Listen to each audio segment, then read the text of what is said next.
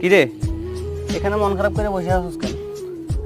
বাপরে, মন খারাপ করে কি করবি ক? গরু বেচা দিয়েছেন, এই জন্য আমার বেশি খারাপ লাগতেছে না। আমার খারাপ লাগতেছে গরুটা জবাই করে দিব। তুই মন খারাপ করস কেন বাপ? তোর তো এখানে খুশি হওয়ার কথা, কারণ তোর প্রিয় গরুটা আল্লাহর লাগা কোরবানি দিব। আর সাধ্য থাকলে গরুটা আমিই কোরবানি দিতাম, কারণ আল্লাহ প্রিয় জিনিস কোরবানি দেওয়াটা বেশি পছন্দ করে।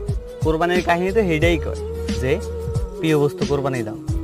নবী ইব্রাহিম আলাইহিস সালাম তার আপন পুত্র ইসমাইল রে কোরবানি দিতে গেছিল, পরে আল্লাহ খুশি হইয়া ওই জায়গায় একটা দুম্বা এনে দিছিল।